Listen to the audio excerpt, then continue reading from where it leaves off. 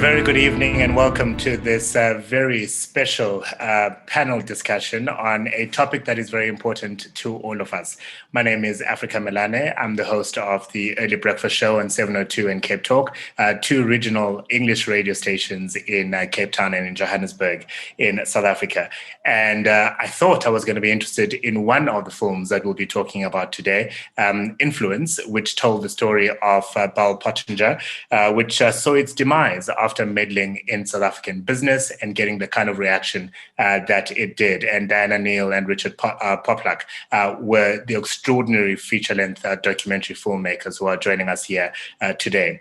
And then I watched Curveball, and I realized how relevant it is to my life as well, because it was a lie, a very blatant lie, that resulted in the United States eventually going to war with Iraq. And we all know how devastating the impact of that was. And joining us also is Johannes Naber, who made that film. And connecting the conversation is Holger, who out of the five of us is the only one to have actually physically met, I believe, this Curveball, which is obviously a code name for an informant that was netted, if you like, by the German intelligence.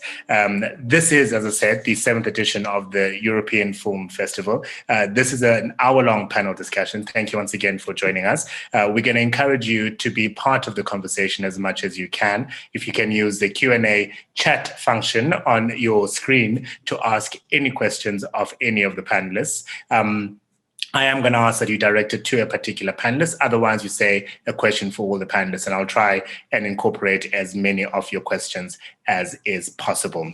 I'm going to briefly introduce the panel members because I really want us to get into the conversation. Johannes Naber, as I said, is my guest, made several documentaries before directing his first feature film in 2009, a German immigration drama called The Albanian, for which he also wrote the script. It was awarded the Silver George at the International Moscow Film Festival in 2010 and the Max Ophüls Award in 2011, amongst others. His second feature was Age of the Cannibals, a grotesque on globalization, voted the best German film at 2015 by the German Film Critics Association. His third feature, The Cold Heart, a period adventure based on the fairy tale by Willem Hof, released in 2016. And he brings us to this 7th edition of the European Film Festival, Germany's contribution, and that is Curveball. Johannes, lovely to meet you, and welcome to the festival.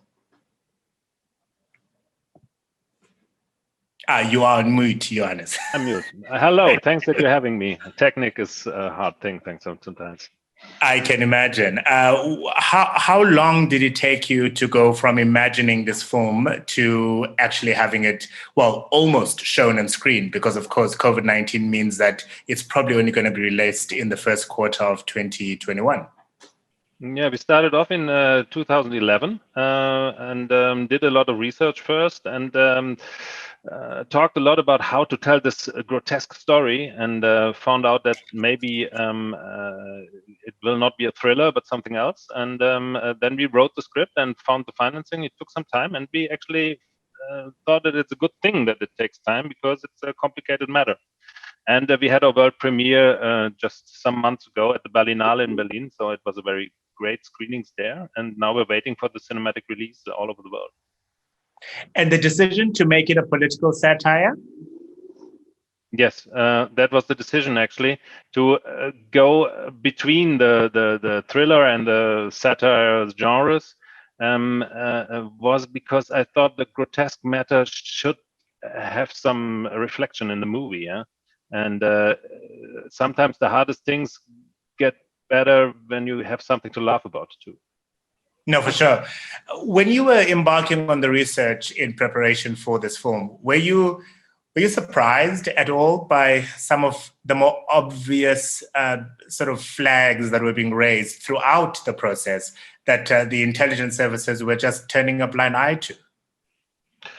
Yeah, actually, the deeper we got into the rabbit hole, the more grotesque it became, actually. And what actually was the most disturbing to me was the involvement of the German government and the role that it played, because the world tends to think, and the Germans too, that Germany was against the war and we tried all our best to prevent it. And as I found out, it wasn't the case. It's more complicated. The role the German government and the German secret services played in that game is more complicated and not as right as they want it to be. I mean, you depict the characters who represent German intelligence to have been quite desperate for a moment to gain the respect, if you like, of MI6 and the CIA, and by finding this Iraqi national who claimed to have worked with weapons of mass destruction, for them, this was a coup. This was a great thing because finally they were going to be respected in their industry. That's it. They wanted it to be true, and that's why they decided that it's true. And that's the problem of secret services. And that's also a little bit the problem of fake news today. It is indeed. I mean, you opened the film by saying truth is an illusion, and oh my word, is it an illusion. Closer, of course, to the subject matter to the people of South Africa is that of influence. If you are in South Africa and you enjoy the pay channel, you would have seen Influence on DSTV, but I'm hoping you also went to eurofilmfest.co.za to watch it. And please make sure that every single South African that you know has watched this film. It's an important piece of film work. It's a feature-length documentary by Richard Poplak, who you know very well from his writing and reporting with the Daily Maverick. And I could read a long list of publications he's worked with. He's been in the industry for over 25 years. In fact, both Richard and Diana are currently in America to do a follow-up on the film, and we'll be finding out in a moment what that is. Diana Neille is an alumna of Columbia University's Graduate School of Journalism, award-winning journalist and filmmaker, worked as executive multimedia producer at E-News Channel Africa. In 2015, she co-founded Chronicle, which is Daily Maverick's production agency and a subsidiary focused on long-form and investigative multimedia journalism. In 2019, she co-directed her very first feature documentary, Influence, and they join us from America. Diana, let me start with you. What was it like for you co-directing your very first feature-length documentary? Africa, yeah, it's been a really interesting couple of years. Certainly, you know, I'd made a couple of shorts before that. I'd studied documentary, but one never really is really ready for how much work it takes to make a film. But I think such an interesting subject matter. And at the time, Richard and I, when I approached him and asked him to work on it with me, I don't think we realized just how deep that rabbit hole was going to go. I think around 2017, we were just starting to understand what we were seeing in the global media space and in global geopolitics, which was this phenomenon of what we now call fake news, which is a weird term in and of itself, but certainly something that had been that was being perpetrated by particularly the US government at the time. And I think we were all starting to understand the impact that this was going to have. Not of course saying that disinformation is a new phenomenon by any means, but certainly the way that it's been perpetrated using tools like social media. And then understanding the role that Bell Pottinger has played in politics around the world for the last 20 or 30 years. Lord Tim Bell, as the founder, has really played a massive role in some formative moments in history. So certainly a very interesting couple of years. Certainly learned a lot about how the world really works. And it's quite blatant about it, almost, arrogant. He was going into those areas of the world to engage and transact and make money for his agency. Yeah, absolutely. That was, I don't know if I was surprised by it or kind of just, I found it there ago by the time we actually met with him and interviewed him in his home in London for 5 days. He was certainly unrepentant about the work that he had done. And whilst I think some people he was saying, well, this interview is some kind of confessional, I don't think that for him that it was any kind of shift from how he's talked about his work in the past. And I think the Iraq campaign, which I hope we'll discuss today, given the links to Curveball, this wonderful film that Johannes has made, and also the work that Holger has done in uncovering that story. I think to see it from the side of the people creating the propaganda to try to feed this war to the British public and the US public has certainly I think says a lot about how powerful these forces can be. Richard, what's been the process like for you?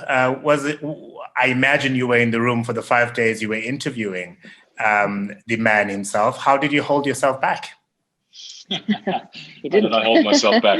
No, I didn't. Look, we secured. I mean, Holger and Johannes can back us up on this. The magic of journalism is access, and if you don't have access, then you can't do your journalism. That's what it comes down to. And one of the ways in which we either were very gifted and brilliant strategically, or really, really lucky, I'm still not sure which, was that we were able to secure 5 days with Lord Bell at his home in Belgravia in London. And we literally moved our equipment basically into his living room. His wife, who learned very quickly to hate us, was sort of put up with the process. And we sat down and we just thrashed it out. We had a stack of briefs about that big that we, were very prepared going into the interviews. And we sat down with a guy who was constantly spinning. He'd been weaving so much bullshit for so long that it's almost like the synapses in his brain were wired to bullshit. They just fire off lies like this. And yes, it actually does become almost existentially exhausting, battling this kind of rubbish. It's wearing on the soul to the extent that on day 3, Diana disappeared and I found her hiding in a closet. You're going to tell the story. Great. Through Airbnb. It was dinner time, and there she was, hiding in a closet. So this stuff can get very, very exhausting. But what was interesting about dealing with someone like Bell is that you see how the sausage gets made. This is a guy who had been spinning politically for so many. And I mean, this is the ridiculous thing about the story. And just a long list of the most powerful figures, certainly in the 80s, the 90s, and the early zeros. He did a lot of work for Helmut Kohl, believe it or not, especially in his final campaign. So he did a big piece of work in Germany as well. So yeah, dealing with a guy like that is extraordinary, because you actually see how the lines that we unthinkingly parrot that come from our politicians actually have a genesis, and that genesis, the melting pot of where these lines come from, is an industry, and a very powerful one.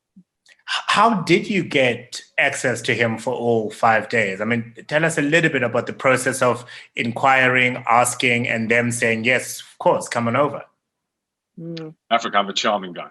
I just knocked on his door, gave him a little smile, and that was... the answer to that is I'm not entirely sure. I was dispatched by Diana and our producers to London to go track him down. As you know, Africa, I was involved in, I was a member of the team that broke the Gupta leaks, and my name was quite prominent in that whole spiel. So there was no way he couldn't know who I was. I mean, a like Google would alert him to the fact that I was among the members of journalists who helped take his company down. But for some reason, when I finally did track him down, told him who I was, he invited me over to his place. He was there with one of his consiglieres. I told him straight, I said, look, we're making this film one way or another. Your involvement would be beneficial, at least so you get to tell your side of the story. I will listen to everything you say. I will give you all the time you need. All I ask for is 3 days. And he gave us 5. So I would imagine that his expectation was that he could spin us. I would imagine that his expectation was that we'd be so charmed by him that we'd craft a hagiography. Which he's very good at. He's a very charming person. But I also think he's someone who can't resist talking about his work and the life, because he lived an extraordinary life.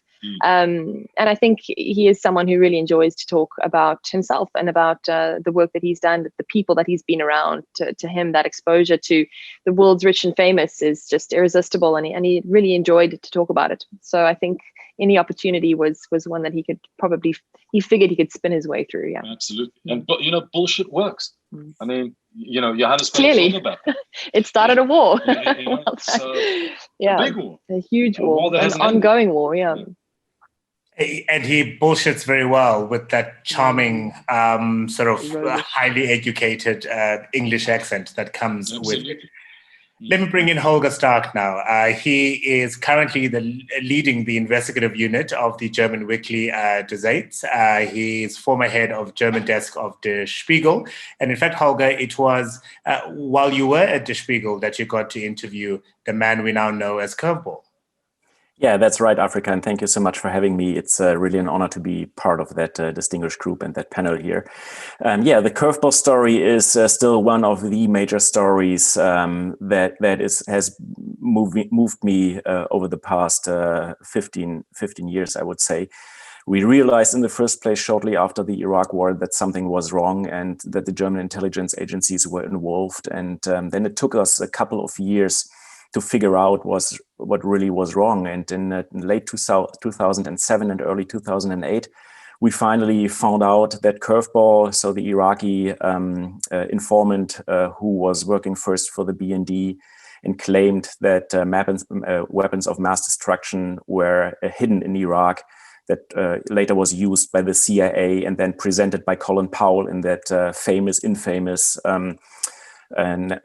Security Council meeting in February 2003 to justify basically the invasion of Iraq, so that informant was hidden in southern Germany and that he was still on the payroll of the German intelligence agency, that he received even several thousand euros and a German passport from the Germans. Although it became clear after the 2003 invasion that the whole story was made up. It was basically a fabrication from him because he wanted to gain access to Germany, wanted to have a shelter in Germany, to get a passport.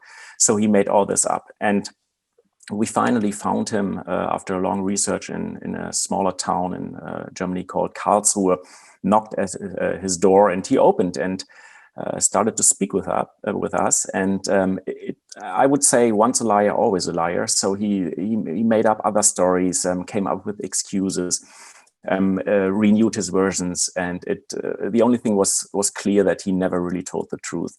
And then we dug into more documents, spoke to American sources, spoke to German sources in Berlin, the capital, spoke to the government actually. So the German government for a long time used the value of this informant. And then we came up in March of 2008 with a long report, which I must admit has not the same power as Johannes' film has, which is an incredible movie, and I only can strongly suggest to watch it. But still, as a print journalist, I would say we try to lay out the facts and have a foundation for this debate. Was he doing this purely because he really just wanted to escape Iraq and go and live in Germany, and this was a story he came up with, and because he was caught up in it, he just had to keep it going? Or is he just a psychopathic liar who reveled in telling the lie to the German intelligence services? I think there's a certain type of personality, people who are really good in exploring weaknesses of others, also weaknesses of society. So weak spots that others, stories that other people want to hear. So he applied for political asylum in Germany, and soon realized after the BND officers, so the intelligence guys from Germany, said across him that there is a need, I would say, of exploring certain fields in Iraq. So he was very good of pinpointing to these weak spots, and then just delivering what the Germans wanted to hear. And the same then with the Americans. The Germans, in the first place, just thought they would have a very good informant, and were proud to share his insights with international partners like the Americans. And the Americans remember that situation between 9/11 and the invasion. The Bush administration was desperately looking for some kind of proof how to tie Saddam Hussein to the attacks of September 11th, and then to any kind of weapons of mass destruction, just to get a justification to attack the Iraq war. And when they heard about this informant in Germany, they really throw everything on him, questioned him a couple of times, and then used this made-up stuff against even some concerns within the own agency. And then basically Colin Powell had to present it to the United Nations. And Johannes, I'll bring you back in here. Holger making a very good point that the report was reams and reams and reams of paper. Very small percentage of us would have the time or the interest, quite frankly, to read through documents of that size and volume. Whereas an hour and 48 minutes of a film is going to have a lasting impression. Did that stay top of mind while you were making this film, knowing that as much as it is a political satire and therefore not a documentary in nature, but the style that you were presenting it and filming it was almost of that of a documentary. So many people are going to walk away from this film and think that's what happened actually. Definitely, that's actually what's it all about. If you make a feature movie about a complicated topic like that, is to simplify it in a way that people understand what was happening, and that's what we tried to broaden the view of the people, to tell them what we think happened. Actually, yeah. And, you did premiere it at the Biennale, I think you said. How has it been received? Those who watched it, how have they come back to you and said, wow, this film has made me think this way?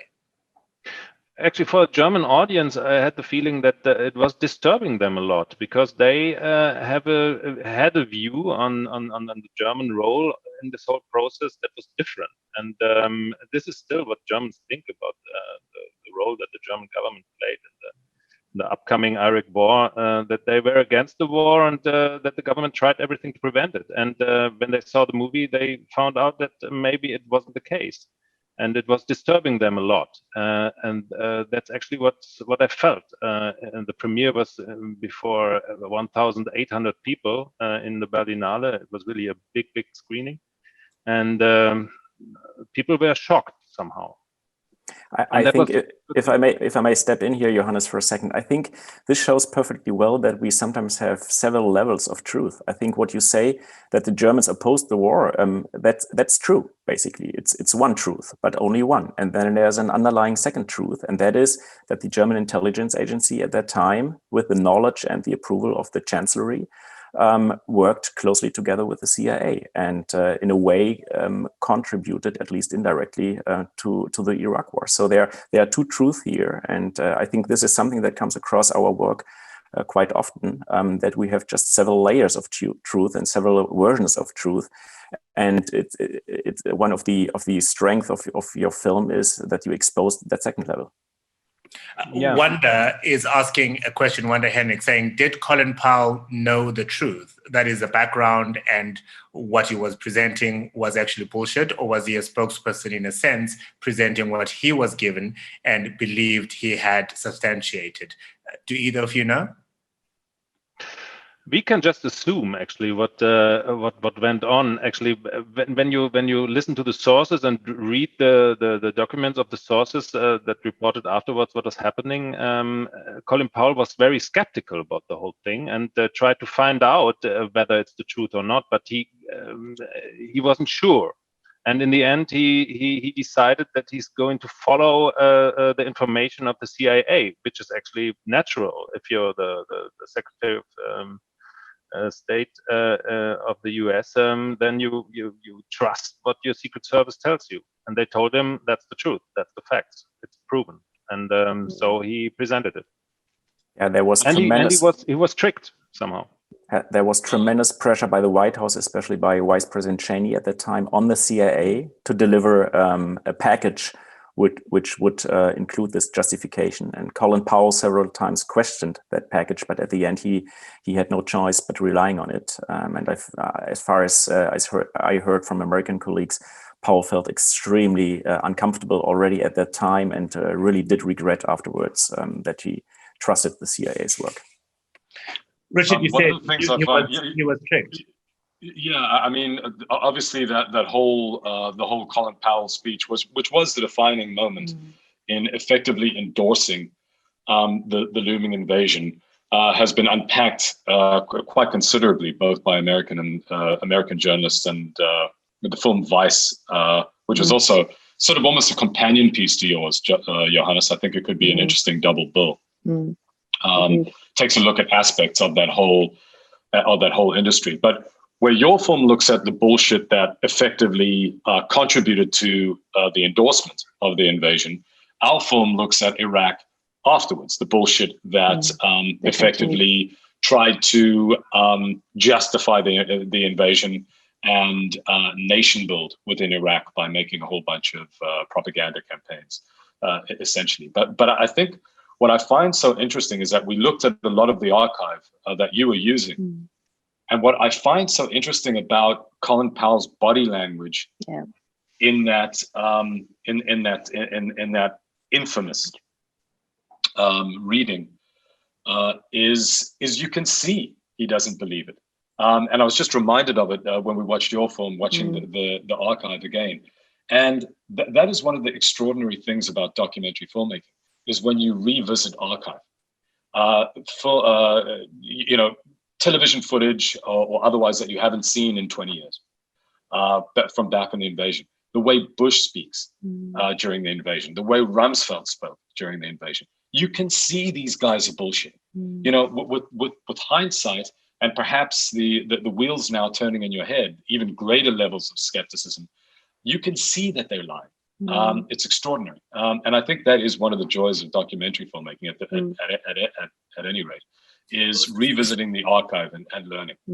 So what do you think it is? I mean, if on reflection we can see that they were lying and that they were bullshitting, was it a case of they'd almost claim they stake, whatever the appropriate English expression is, and they've gone, this is what we've presented, we now just have to see it through all the way to the end, regardless of knowing that actually the information, the intelligence that we relied on is no longer as credible as we thought it was.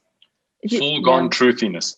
If you look at the way someone like Rumsfeld, for example, handled the press, the way he handled his speeches, the way he even the rapport that they had in the moments before the press conferences started, you know, you really get a sense that there was a coordinated effort to they made the statements, they decided this is what they were going to do, and collectively they were going to move forward no matter what happened. And that's certainly how it played out. Even the media got involved. You know, the New York Times, the Washington Post were culpable in furthering that lie, and then had to retract that later, very embarrassingly. And I think, you know, watching that campaign now, as Richard says, you know, years later, seeing, you know, finding those little hints and how they behaved and the way that they would phrase things, certain things that they would say, that signature American exceptionalism, certainly, you know, throughout, I think was very interesting to kind of go through again. And then, of course, you know, watching what they then did thereafter, spending so much money to keep justifying their actions through this major propaganda campaign that Bell Pottinger ran. And, billions and billions of dollars. I mean, not just to Bell Pottinger, but I mean, billions of dollars in perpetuating that nonsense. Yeah, absolutely. And share with us, if you will, how Bell Pottinger got to be the agency, if you like, picked to sow the seed of deception. Crazy story. It's a nutty story, but a convoluted one. But for the purposes of this discussion, there was a tender that was put out by I believe it was by the Pentagon. The Pentagon, yeah. And they made a bid. They put together a consortium that looked sexy on paper. They were willing to be on the ground. There was a Gulf-based agency that they could work with that had already done some good work. And they got the contract. Pure advertising. I mean, so they got one commercial. That one commercial it turned into two commercials. Then it turned into a campaign that at the end of the day was 640 television commercials that at minimum cost, we know, around $100 million a year. Right? That was flushing into Bell Pottinger. But where was that money going? Right? It's not just to develop the commercials, which were, you know, which of course cost money, but not that much money. It was flushing money through the system, you know, buying influence. That's how this stuff works. Yeah. So, I mean, essentially, you know, what to me is so mind blowing is, you know, Bell Pottinger at the time, they were doing mergers and acquisitions work and, you know, PR stuff in addition to their geopolitical work. But the person who actually got I think it was a fax that kind of came through with the tender is actually South African, Paul Bell, no relation to Tim Bell. Who was like, this seems interesting. We'll take a crack at this. I mean, we're talking about essentially a PR firm working with an advertising firm to make propaganda that was meant to convince an entire nation that this war was to their benefit. No past experience of sociology or how to go about these things. Working with the Americans, I mean, we know that they were working within the base, kind of side by side with American forces. So you can only imagine the ideas that they were coming up with, what they were being told they needed to do. I mean, it's just mind blowing to think that a campaign like that can go on for so long, and cost so much money. So much money. Yeah. I mean, it's this simple. It's Coke or Pepsi, Al Qaeda, or the Iraqi national government. Yeah. I mean, that's the psychology that's sort of involved in a campaign like that. And it was American Congress, was it not, who asked questions and saying, wait a minute, we're seeing a line item in this budget that is to the hundreds of millions of dollars. What are we actually paying for? And once they were not getting satisfactory answers, they went, let's pull the plug on this project. So, I mean, this to me is where the rubber hits the road, and that when you realize, as Congress did, that hundreds of millions of dollars are being spent, and you cannot account for the efficacy of those dollars, those taxpayer dollars. Suddenly you're going, why are we doing this? But that's really the biggest issue with disinformation is you cannot, even these professionals who profess to have companies that do this work cannot tell you, they can't give you a straight answer about what the purpose of it is and how it works and what it actually does in the long run. How do we measure cause and effect? Yeah. Can't. So you essentially just, we always talk about it as a dirty bomb. You're putting something into society, detonating it, and basically hoping for the best or the worst. But essentially no sense. This is, by the way, if I may add that here, one of the incredibly strong moments in your documentary, when you confront that Bell Pottinger guy, and you've laid out the whole case, and then you ask him. So basically, you did propaganda, and everybody else you asked said, yes, of course, that was complete propaganda. And then you zoom on him, and he says, completely surprised, propaganda? No, we didn't. So I think that shows exactly why you need such a movie and why film can be so strong. Holger, I'll stay with you. You said that there were different truths, right, as to what was happening, certainly in Germany at the time, in reference to decisions that were being made pertaining to Iraq and what was being communicated to the people of Germany. All of this surely places an incredible amount of pressure on you as a journalist to tell the true story and tell your readers, listeners, viewers, what you perceive to be the real truth out of all the mess of information that is being, I suppose, spewed out on a daily basis. That's right, Africa. And sometimes it can take years, as a Curveball case proved. I think I've written like 6, 7, 8 articles about him over the course of the years, because we were just not able to produce the real truth at the very beginning or get to the facts. For example, only with the last article, we managed to speak to the BND intelligence officer who was a handler of the source. And then suddenly a letter appeared that the Chancellery, the German government, wrote to the Americans in the run-up of the Iraq war. It said something like, okay, you can use this material, but we cannot guarantee for the validation and the substance of Curveball's things. This was, if I may say so, a cover my ass letter. So we've said in advance that you are responsible if you want to go to war, and they thought they would get away with that. Like we covered both options here. So sometimes for investigative journalism, it takes a while to dig deeper. But I'm more concerned about something that I've seen during the election campaign in the United States this fall. What Johannes and others and my team discovered about Curveball, that's basically a governmental lie. We've seen that in the past a couple of times internationally, and we will see that in the future, no doubt. But what we've seen in the United States during the recent election campaign, that is something that is not directed by a mighty power like a government in the US or in Germany or somewhere else. This is something like a grassroots fake news, things spreading on social media. Smaller projects like the Project Veritas, conservative-leaning whistleblower project, coming up with some snippets here and there about election fraud and things like that.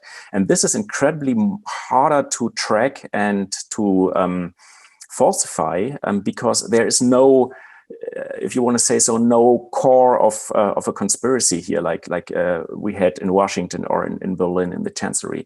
This is a grassroots spreading of false information and fake news, and I think this is way more dangerous. And yeah, exactly, QAnon. There is maybe that person Q, but then it gets decentralized immediately, and Q's followers just do whatever they think is right. Imagine or remember that guy that went to this pizza place in Washington, the Comet Pizza, which was basically half a mile away where I used to live. So I know the pizzeria. I know there are no children in the back room or in the cellar hold hostage there and used by Hillary Clinton and the Democrats. But still, people believe that, and it is comparable, relatively easy to falsify a wrong informant and intelligence agency's lie, like Curveball was, but it's incredibly hard to falsify something where you do not have an organization that you can crack down, where you are not relying on a certain whistleblower who can tell a story, or where there are basically no documents and facts whatsoever. And this really worries me. And this is something that Johannes has in his film as the last words. He said, "The truth vaporizes and no one really cares." And that concerns me way more. And Johannes,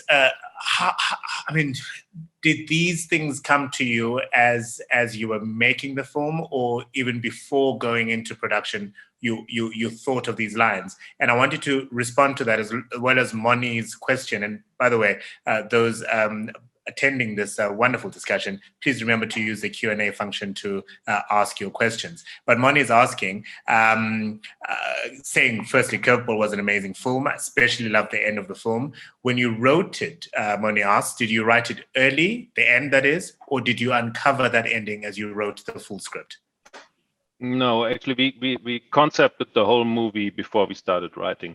We knew the end. We knew what we wanted to tell, and that's how we constructed the whole thing to have the punch in the end. That was clear from the beginning. But I want to add that actually, what I think is that governments always lied to their people when it came to wars through the history. But the new quality of what the Bush administration did in 2003 and before was that they lied, even though they knew that people discover it as a lie. It didn't matter anymore. It was clear, it was obvious that it was not true to a lot of people, but they didn't care. And that was a new quality. And actually, that actually opened some kind like a box of Pandora that we can watch the outcome today. It was a new quality of lying to the people because everybody could see that it's wrong. Indeed. Richard and Dana, let me bring you in here. Johannes makes a good point that governments lie to people all the time. And as journalists, I suppose, the point of origin is that this politician is lying. So let's find what the lie is so that we can inform our readers, our listeners, our viewers as to what the true truth is. In South Africa, it really became more pertinent under the Zuma administration, did it not? Particularly his second term. It did, but I want to go back to something that Johannes and Holger have been saying, because I think it's very, very interesting. Effectively, what we're talking about is an institutional breakdown across mostly Western democracies that speak to larger systemic meltdowns within our democracies. One of the key things about the Iraq War our film touches on it, and Johannes' film sort of implies it, is that the misinformation was laundered by the press. And I don't mean fringe outlets like what is being done today, but effectively, once the lie has gone through the mill in the New York Times and the Washington Post, all of a sudden it's verified. It has the stamp of approval. It has the blue tick. So that is one of the major contributing factors to the kind of breakdown in the social contract that certainly happened in the United States. And that had a knock-on effect in other Western democracies, including our own Africa. You could say that we're not a Western democracy, but effectively we think we're in Europe. And so, these things are immensely dangerous. What happens with the kind of fringe bullshitters that perpetuate today, and I should say, guys, this is a proud moment for South Africa. QAnon, the guy who started it, it looks like he was a South African. Wow. So, yeah, there you go. Another contribution to global culture. We should be very Congrats, Richard. Thank you. We're very proud, Holger. So proud. Very proud. But again, now there are dozens and dozens of what we would call right-wing, far-right fringe media outlets who launder that material, right? And so there's dozens of ways you can look at this stuff and go, oh no, but it's been endorsed here, it's been endorsed here, and it's journalistic language is specialized language. It seems like there may be all of the kind of weasel sentences that are built into journalism in any language, anywhere in the world, sort of are contributing factors in how these lies get laundered into the mainstream and how they can get endorsed. Once again, it can be shared on social media, it can be shared here, it can be shared here.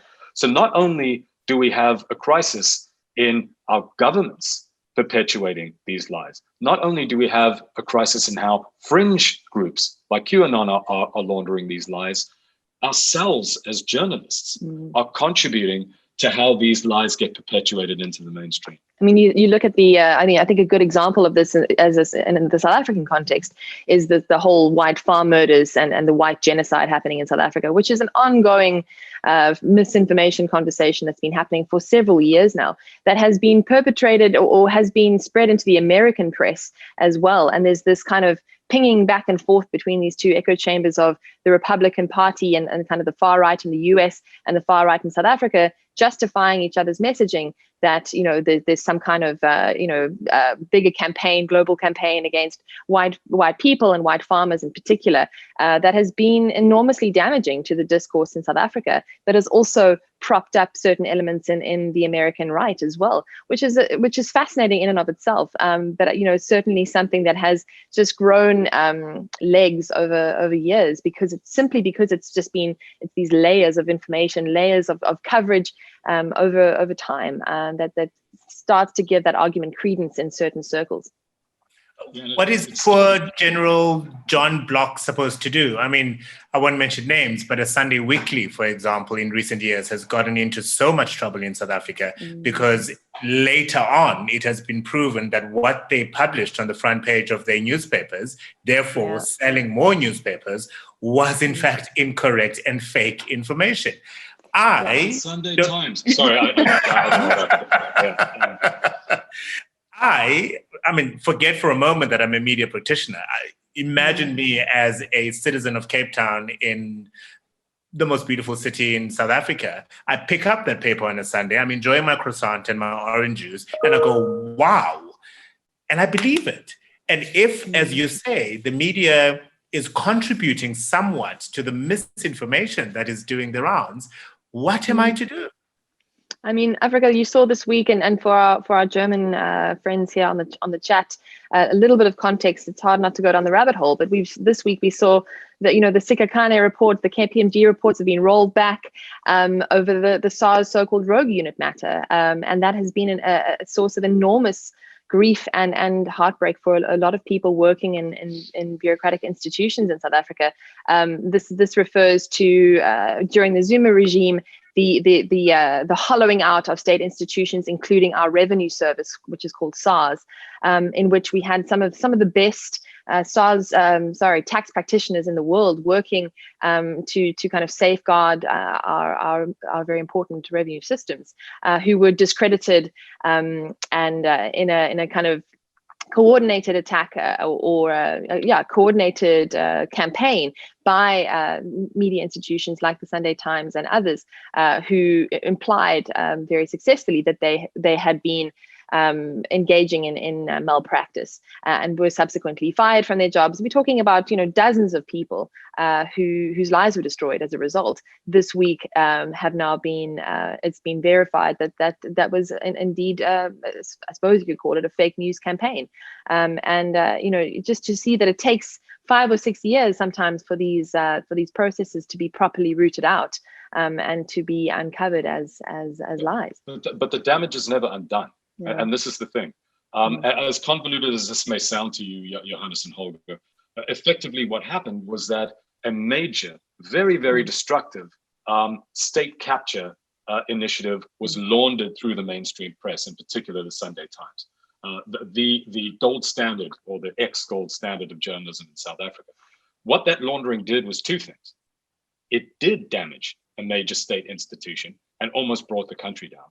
But it had a residual benefit, and that was to seed mistrust in the media in South Africa. And we haven't recovered Africa. You know how we're treated. You know how we're treated on the ground these days. We are paid liars. We're the brown envelope people. And those stigmas, those scarlet letters are almost impossible to erase. It's very, very difficult to rebuild the institution of the trust in the institution of the media once we've frankly fucked ourselves by laundering misinformation campaigns. Yeah. Johannes, probably the most difficult question is directed to you by an attendee asking, how do we get back to truth? Is there a path with information, with films, that will get us back to truth? Yeah, I think we cannot only give the task to the journalists. They cannot carry out the whole thing. It's more to that. I think democracies work when they manage to give to the people a kind of a truth consensus, so that everybody feels that they're talking about the same when they're talking about reality. And that only works when the people in charge are honest and watch what's being written, what's being brought out. And if they do the different thing, if they manipulate, if they sabotage this truth consensus, this general truth consensus, then the people lose their trust in the truth. They lose their trust in democracy, and they turn to other kinds of governmental regimes. And that's the thing. I think we have to get back to a point where we try to gather together and get to that truth consensus, and to point out where things are said or written for commercial reasons, or because people want to earn money by bringing out facts that are not true. We have to just point it out. Holger, I'll ask you the question as well. How do we get back to truth? Yeah, I'm glad Johannes had to take the first heat here. Thank you for that, because it's such a complex and complicated question. I think for journalism, there are a couple of takeaways here. One is being a bit less loud than we used to be in the past, raising sometimes more questions and not always answers. For example, when we come to COVID and the corona pandemic, the sentence "we don't know" is an incredibly important one, because in the past, journalism often appeared to be omnipotent and know everything, and then it turned out that we didn't. And how shall we? So giving doubts a space in the public debate is important. Being persistent, following stories like we did with Curveball. So first doubts shortly after the Iraq war, or already during the war, and then an ongoing reporting over years and years. So not forgetting facts and following them, holding people accountable also after numerous years. Johannes makes this final scene when the movie is done, where he says that the former head of the chancellery, who basically approved all that, is now Bundespräsident, so German president. So there are questions to ask even 17 years after the Iraq War. So there's I would say a bundle of smaller steps and smaller measures that we can take.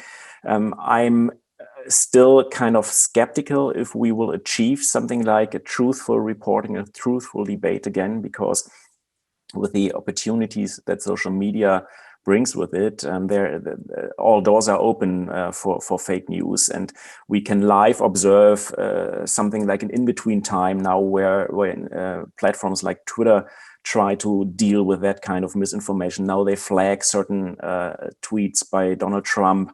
They oppressed the tweet by the New York Post about the Hunter Biden laptop at the beginning, which in a way was overreaching to basically try to erase a tweet of a daily newspaper, even though the reporting itself was kind of questionable. So I see a couple of points, but I'm skeptical if we can put the genius back in the bottle here. No, for sure. Diana, same question. How do we return to truth? Oh, we get this question all the time, Africa, with this film, and it really is. It's so. I always feel like I need to say something encouraging and positive, and I think in the work that we do, it can be very difficult to remain so, because you see, I think, just how these different phenomena and the way things are panning out it just divides us further and further every day. It seems almost impossible. I mean, being here in the United States in the last couple of weeks, of course, we happen to be watching a lot of cable news probably for the first time for me in a really long time. It could drive you fucking crazy. And what you realize is that the job of the people who are paid a significant amount of money on Fox News and CNN is to talk for 24 hours a day, and especially in an election cycle like that, where there's no live reporting, there's no kind of news coming in except the votes being counted. They are literally grasping at straws as to how to fill those hours. And I think there's something fundamentally broken about our journalistic systems that 24-hour news has the credence that it does, because as we've said earlier, not everything is news. Not everything needs to be dissected and discussed and picked apart. We also need to understand that certain things need to have weight and import when they're important, and not to just kind of fill the hours in the day.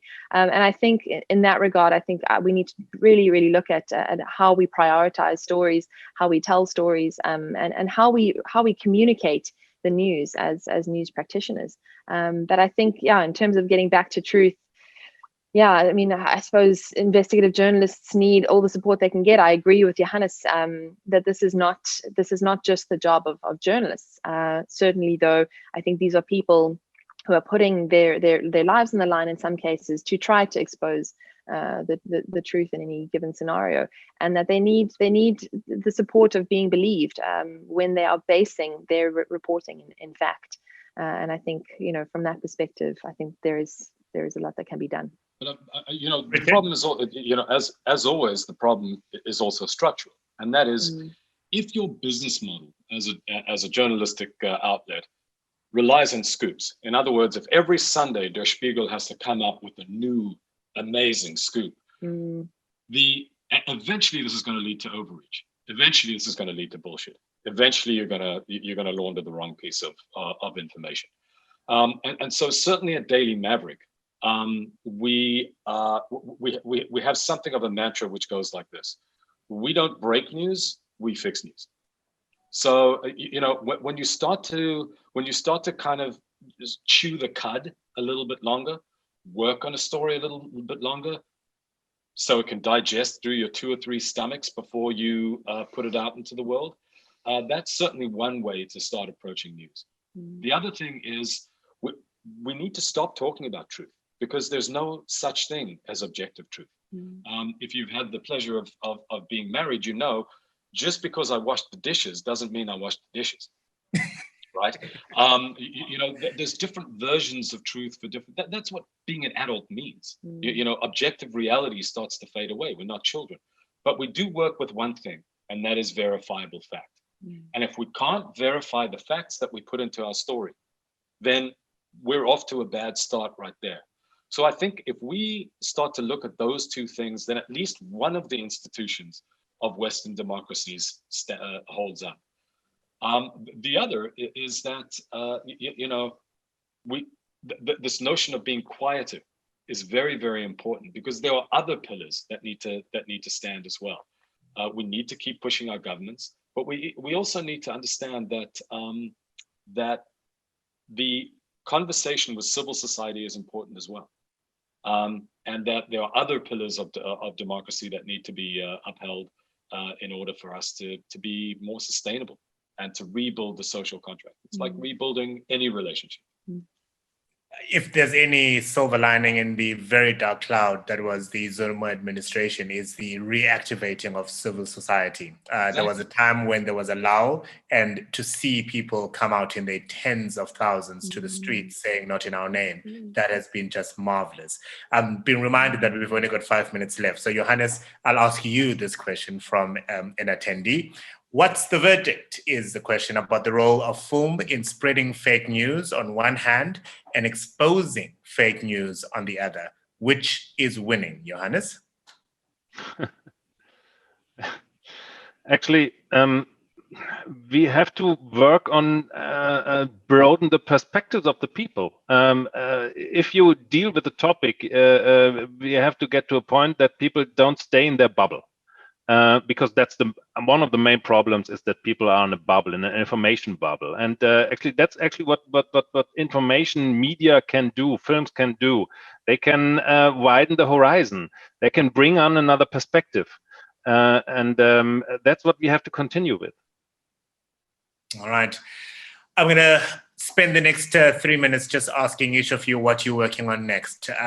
Richard and Diana, you find yourselves in the United States, not because you are covering the elections. And has Donald Trump decided whether he is actually going to concede and leave the White House? I mean, they're going to drag him out. They're going to drag him out by his trousers. Africa. I mean, it's just ridiculous. I can just picture him sitting in his bed with his cheeseburger, tweeting away, angry at the world.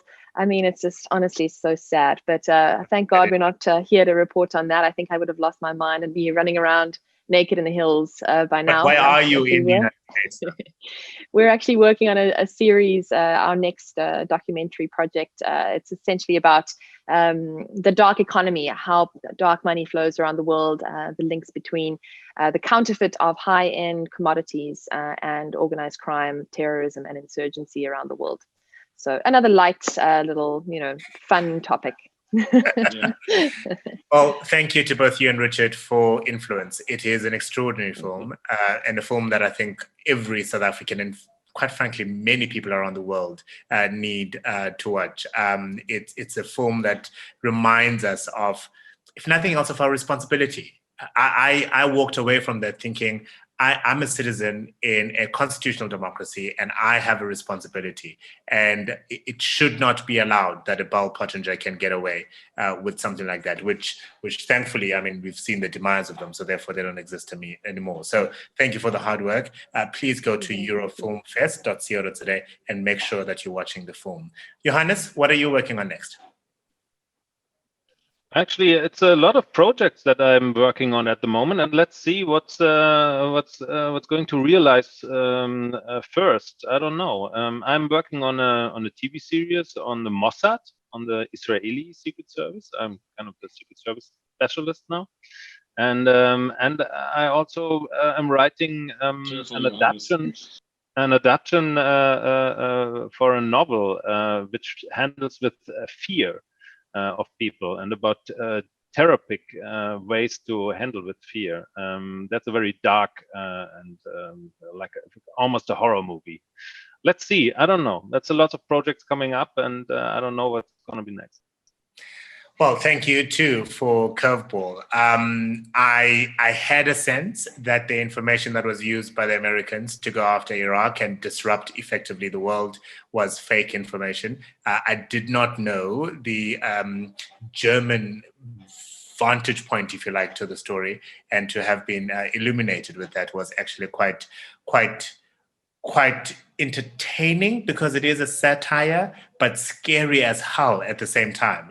It was like there were moments when I was laughing watching the film and going, why am I laughing? This is actually serious and I should not be laughing at this. And I've always enjoyed the noir, the style that Germans make the film. So thank you very much for that. Curveball, which you can find on eurofilmfest.co.za. Holger, you've just returned from the United States where you were covering the elections. Poor thing. What are you busy with next? Well, this is an international project together with a group of other international journalists. It focuses on the killings of journalists by international drug cartels. This time it's not the government that is spreading lies, but it's a group of organized crime people who basically fear the public light and fear the revelations of a free press. Especially in Latin America and Mexico, they, in an organized attempt, killed a lot of journalists, and we've sworn to pick up that work and follow the leads, and will hopefully reveal quite soon a couple of facts internationally, together with many other outlets. It's an amazing work, and I'm very proud that we're part of it. I'm certainly looking forward to reading about it and coverage. Hopefully you'll be available for interviews in South Africa once the story breaks. Thank you so much. Holger. Thank you very much. Thank you. It was a pleasure attending this group, really. Likewise. Lovely to speak to you all. So much. Really enjoyed it. Thank you, and all the best. Thank you to all of you. Thank you for your wonderful sterling work. Go continue doing the hard work. Let me remind you also that the festival continues until the 22nd of November. I've repeated the URL, the website, a number of times, eurofilmfest.co.za. You have just required to register once, and literally every film you rent is free for you to enjoy. And once you click play, you'll have up to 30 hours to view that film. There's a wonderful array of films from all parts of Europe and South Africa that really will leave you equally entertained as provoked into action, hopefully. Thank you for joining us for this incredible special event, part of the Eurofilm Festival. You can go to the website for more details of other special events that you can enjoy. Have a wonderful evening, wonderful afternoon, wherever you may find yourself.